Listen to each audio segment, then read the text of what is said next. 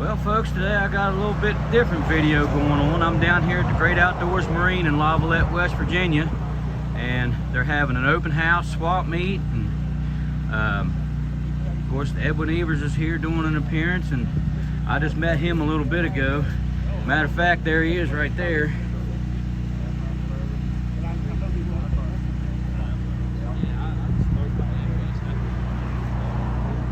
So I'm gonna go on inside and look around.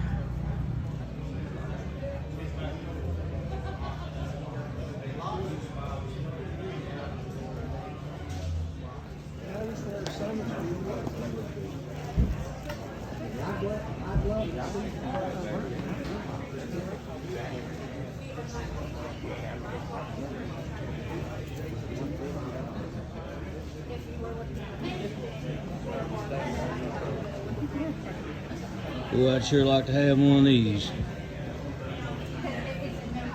Just can't afford it.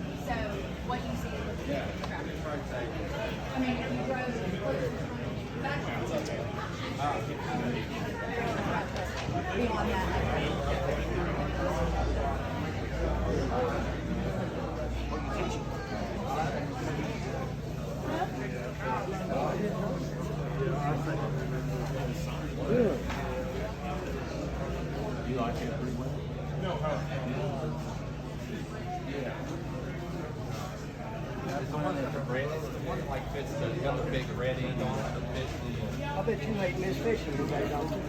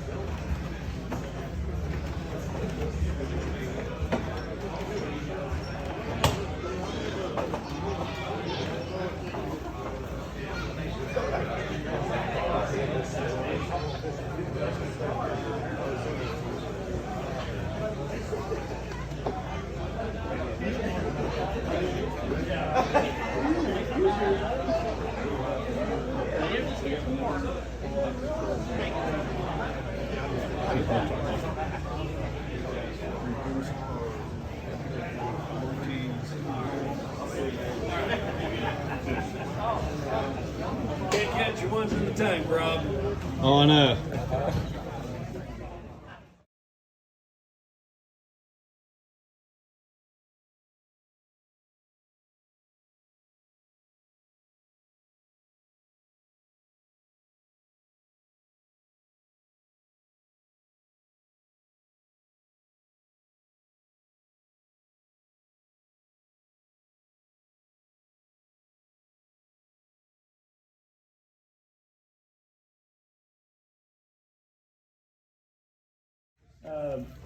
March 4th, so like I would want to know, like, one question: do they fluctuate that lake up and down? Does it have like a winter pool and a summer pool? Yeah. So when does it start to go to the summer pool? I think that pretty soon. I think by the time we get down there, it'll be like 4 or 5 feet from full pool. That's what I've read. And still rising? It should be. So like my experience, I guess why I'm asking, you know, like Kentucky Lake, they'll bring that lake up, you know, it's either April 1st or May 1st, I have to look it up. But a lot of those fish, the majority of them, they wait to spawn no matter what the water temperature is until that lake fills up to that level. I mean, they just, through the years of, you know, they know that, hey, the lake's going to be at this level, May 1st. They won't spawn no matter what the water temperature is till then. So that's why I asked that about Cumberland, you know, just to see what it is. I don't think in March, I don't feel like those fish are spawning. I feel like they're probably spawning in April in Cumberland. Would that be about the right assumption, just water temperature wise? So in March, it's still going to be a big pre-spawn deal. And guys, I'm just, this is me on the outside looking in, and this is what I would do to go. And obviously, you know, fishing is your batting average in fishing is not very good. You know, you consider how many casts you make. But one thing I always try to look for when I go to any new body of water is, you know, just the biggest flats that you can have. You know, there's, the way I understand Cumberland here, it's a smallmouth predominant, spotted bass, and then largemouth. And, you know, if I was to go there and try to, you know, hey, let's go smallmouth fishing, same is true on all three of those species. The bigger the flats, you know, and a flat on Table Rock Lake that I'm familiar with, maybe just 20 feet, you know, just big, massive area of 20 feet of water. And that, they'll spawn, you know, out there in that 20 feet of water. They'll feed, you know, everything. So the flat is relative to the water clarity that you have on that lake. You know, some of these other lakes that we talked about last night are really clear bodies of water, you know, 10, 12, 14 foot visibility. Well, those fish will spawn right out of that visibility, you know, 16 feet if you have 14 feet of visibility. So not knowing the water visibility here, but I'm just saying, I guess I'm trying to tell you, a flat's not just something 3 feet deep. Does that make sense? A flat could be something that's 20 feet deep. It's just a big, broad area that's flatter than the rest of the lake. You look at this lake here, a lot of it is big channels and deep and unfishable water. You know, you got to break this down. You got 95% of the water just really doesn't have fish in it, or if it does, they're suspended over the abyss out there, and they're going to be tough to find or stay on top of anyway.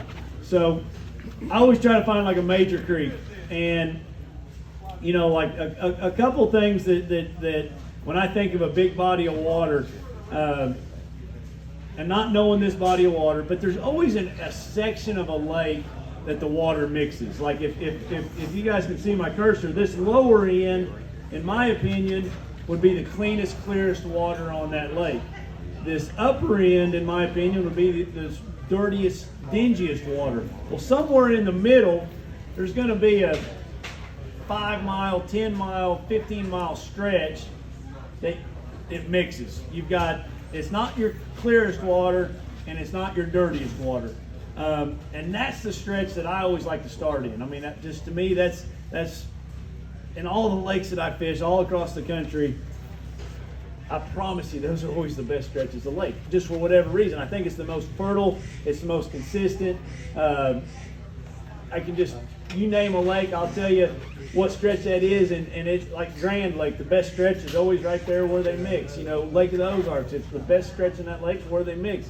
Table Rock, the best stretch is where they mix, and it's just a 10-mile stretch, and it's just a great starting point on most lakes. That's what this seminar is about, the place to start. I'm not saying it's the gospel, it's the Bible. It's a place to go start and get a bite, and then you expand it from there. So looking at this, I don't have a clue where that is, but I would think either like this stretch here, or maybe that, maybe it's all the way down here. I'm not really sure, but I really like these big creeks that come in. I mean, these big creeks look really, really awesome.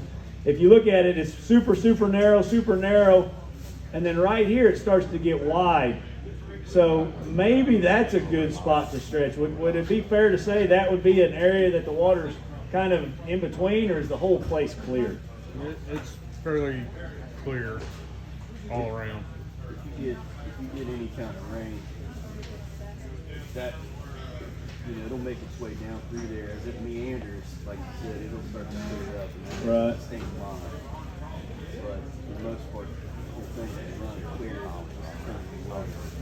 So zooming in here, and why I looked at this is because it's the first area that the lake kind of opens up. You've got a huge marina right here. So, one, marinas are really, really great fish holding areas. I see a big underwater point coming out underneath this dock. You've got a big channel swing bluff out here. Oh, it is? Okay. Well, there's going to be a lot of release fish right here.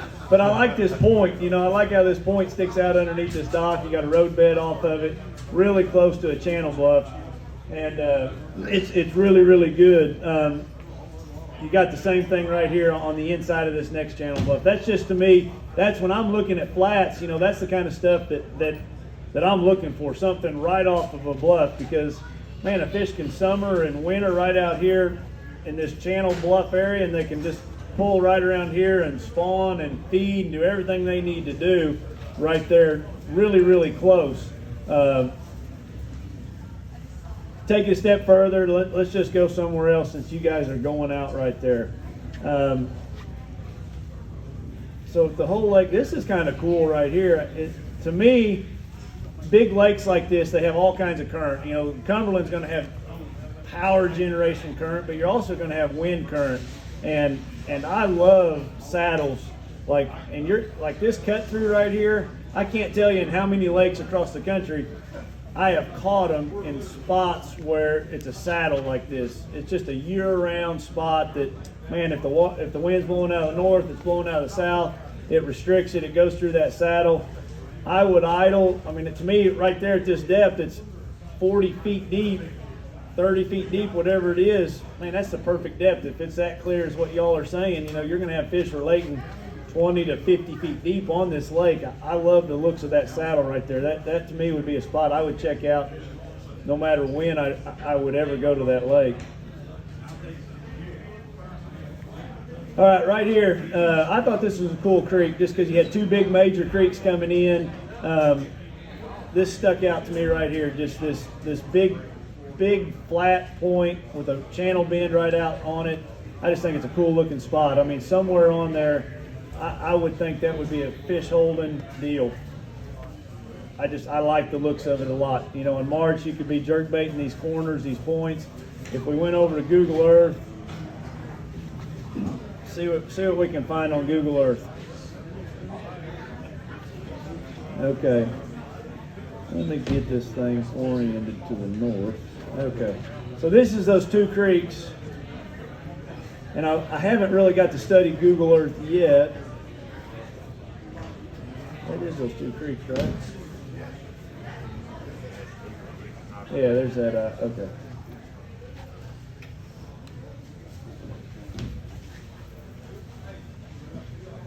That.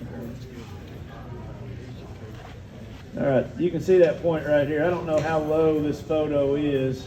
Let's just go through real quick and see what kind of water level. So the water level there is it doesn't ever get super low or super high. It can at times.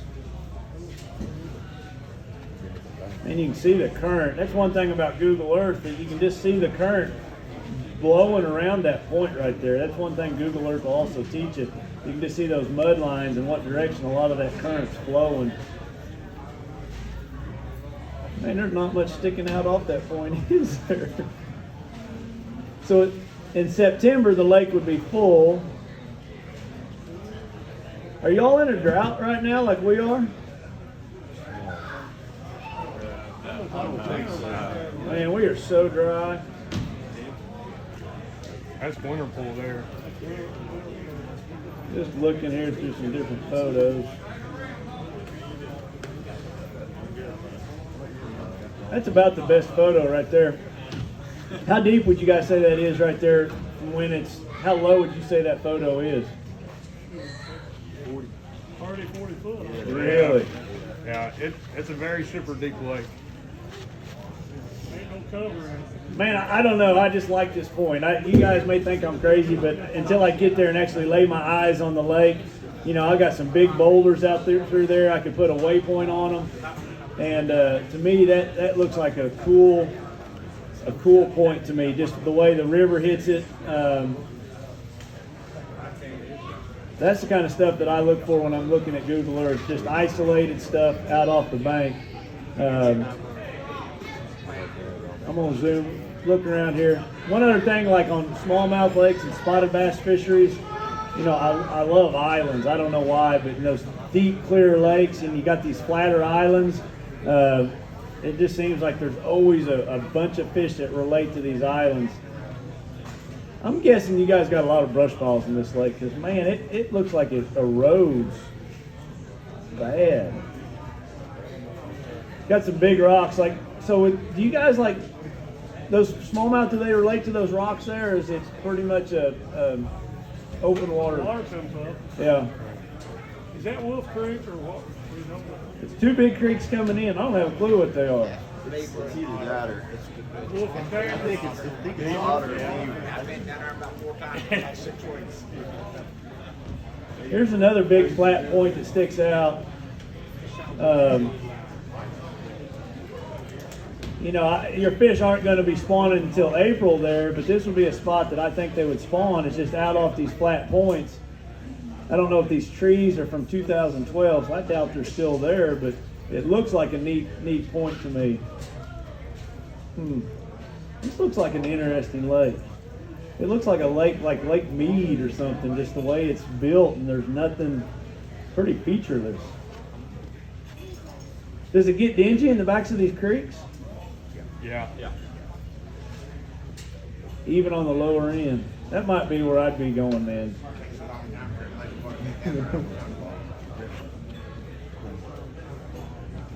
Is all that standing timber still in there? Yeah. Like all these trees right here off this point, and, Yeah. and these trees in these ditches? Yeah. Really?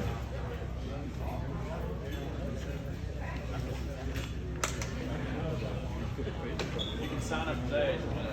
Yeah. Looks like a challenging lake. Man, it looks like a lake though once you get them figured out. Like, you know, that time of the year I would be relating to channel swings one way or the other. You know, if we went back over here to Navionics, I like crankbait fishing a lot, and I would try to go over there and I would try to, you know, put like a Fritz side to work, or that new Money Badger, which is like a wiggle wart type bait. And, you know, I'd pick a couple creeks and I'd try to cover them in a day. I would probably run all the way here to the back, and I'd start cranking the start and the end of every channel swing. And I'd do it all the way out of that creek, and then I'd, you know, make them over here to this creek, and I'd crank every channel swing, the start and the end. I might not do the whole outside bend, but I would do like right here where it starts here, or where it starts here, and, you know, do these stretches in and out. Like, I feel like those fish are going to be, they're going to be close to where they're spawning in March. I mean, they're going to be somewhere, you know, wherever they're going to spawn. They're not going to be far. And I would just try to do as much cranking and jerkbait fishing as I possibly could. I would spend, like, when I study Google Earth, for me to sit here and try to do it in front of you guys, I mean, I've been doing Lake Norman, and I've been doing it like 2-3 hours a day for the last 2 weeks. I mean, it's not something, I mean, I zoom in and, like, I'll look at one pocket right here, and I will go through every photo just to see, like, all the difference in the photo. So it's not something like in a 20-minute seminar that I can sit here and it takes lots and lots and lots of time when I do it. I don't think people realize how long it truly takes, because I'm going to mark everything and I'm going to see what the differences are. And, you know, I see a little rock clump right there, but, you know, not knowing that, not being on that body of water, I don't know how deep that would be. If that was a 10-12 foot rock clump, maybe 15 foot, man, that's going to be a really, really good spot. It looks like it's super steep. Yeah. But it might be something that I could throw my jerkbait over or crank over or something.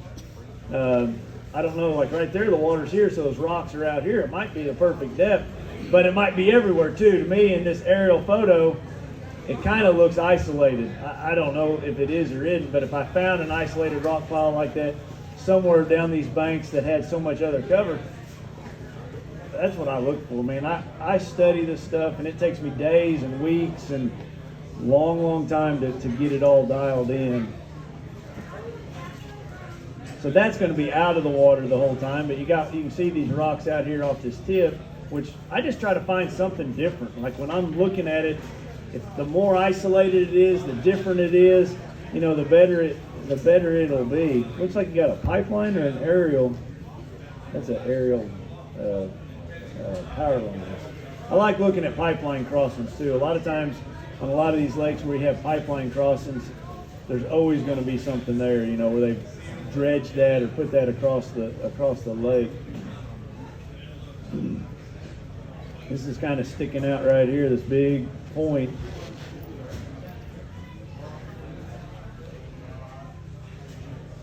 But man, you zoom in on it and I just don't see anything. There's like no rocks, or you know, the best thing you got is these little bushes in the drains in the back. There's nothing that really separates. Say, hey, fish right here on that. That's kind of, this is what I do. I just go around the lake and go till I can see something else or find something that sticks out in my mind. Got an old roadbed coming in. Is that my lowest photos or a lower one? A little bit lower. You guys got any questions? I'm gonna just keep looking here while I'm looking at it. Hey, Edwin, Yeah. just to give you an idea, full pool for Cumberland is 723, and winter pool right now is at 693. Just to give you the difference of the depth. Yeah. So it's 23 and 7, 30 feet difference. yeah. You should be my partner on March 4th. Yeah, I'd love to. I always love going to new lakes. See how this one sticks out just a little bit more than the rest? Okay, so this one's actually got some bigger rocks out there off of it. I put a waypoint right there. This is a little bit different. Isn't there cypress trees on this lake somewhere? No. No?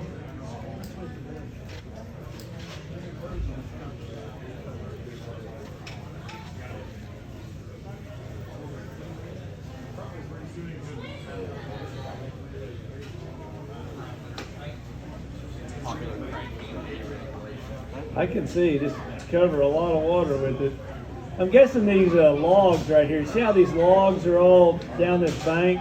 That's probably a fairly consistent water level, or do you guys feel like it goes all the way up here to the top? It goes all the way to the top. It does. Yeah. Running on that like stuff too. Why? It's so big. Yeah, burn some fuel. I like that point right there, it faces upstream. And Mark, It's got a boat ramp on it. Man, that looks like a really good boat ramp. It's got some big rocks out off the side of it. Then you got an old boat ramp right there. I would mark that stuff on you know, if I was to go fish that lake and it was, I would definitely mark that. So like, what happens to y'all's brush piles? Like right here, like, that's an old bridge. You guys ever catch any right there? No? Everybody's trying. I got that.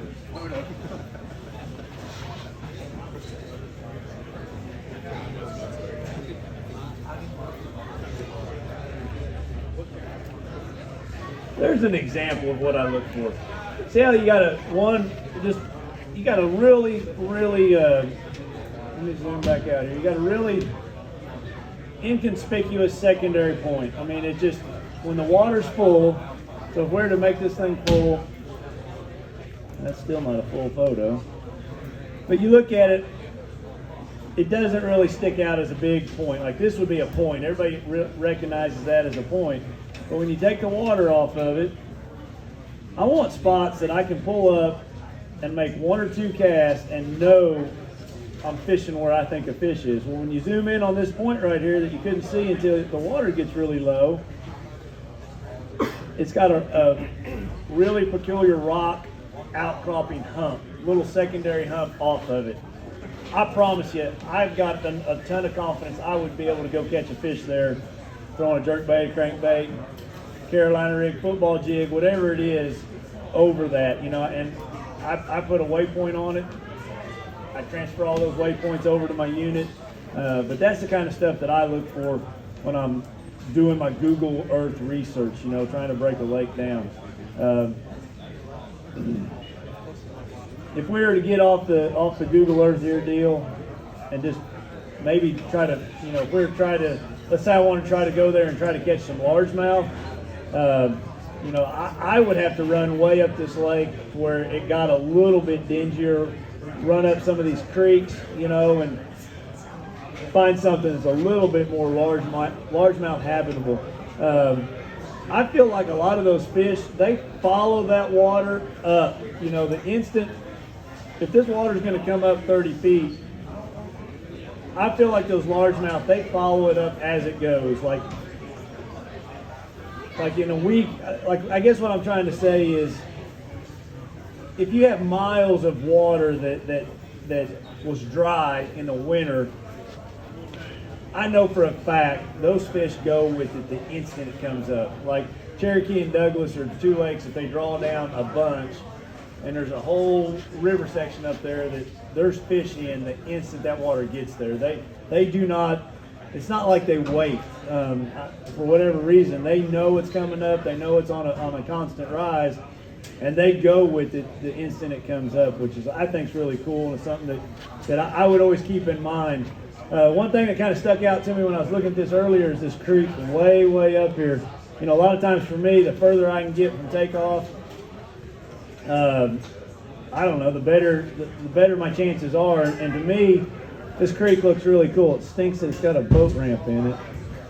Well, never mind. I don't like a creek that has a boat ramp in it, but it was when you look at it over here on Navionics, it's just a long ways to it, and it looked like a good creek. It had a big flat in the back of it. Oh, I guess it's that one. Yeah, this creek to me looks pretty good. It's got a lot of flat, largemouth habit, water in the back of it. I would have to think that's a good creek. Let me find it on Google Earth. Yeah. Yeah, here it is. It's got a good name if it's called Fish Creek. It's got a lot of flat water in it.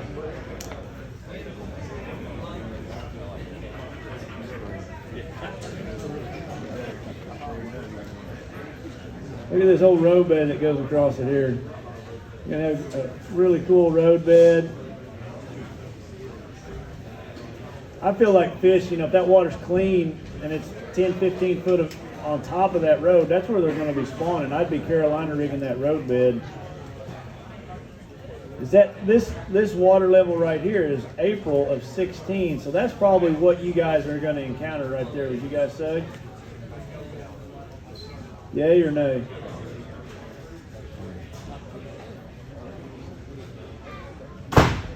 You can just learn a lot from looking at Google Earth. I can do it for hours upon hours, and I just like looking at it.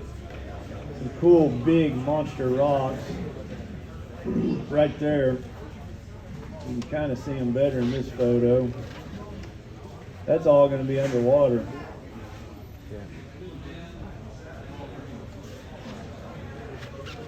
But that's Lake Cumberland. That's kind of, I would definitely spend some time up in this creek. I don't know, I just like it. It's for largemouth fishing to me. It looks like a spot that I would go fish. Looks like you can go up it a long ways. I'd spend some time on this Google Earth, and I would be waypointing a lot of this stuff. And marinas are always like great fish. I mean, I just feel like, man, that's an added place for fish to be. So if you imagine all those fish that are out here that suspend underneath this marina, they've got to come back in this pocket and spawn. So I would have to think if you guys have any type of fish population at all on this lake, man, they're coming back to this pocket to spawn one way or the other. Looks like you got an old house foundation or a bridge right there. No, what is that? It's bigger than a bucket. Something. But man, there's going to be a lot of fish in here. You got a cool little rock outcropping right there. Cool pocket.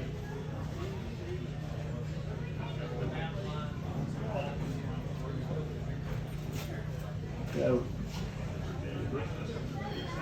what is that? It's like a sunken boathouse. Y'all see that? Sunken or an old house foundation or something. Anybody know what that is? Anybody fish right there? Nobody's answering. It must be a secret spot. Nobody's gonna admit it. I don't know if you can actually move that. Yeah, exactly. We'll have to make a mark. Yeah. Got any other questions?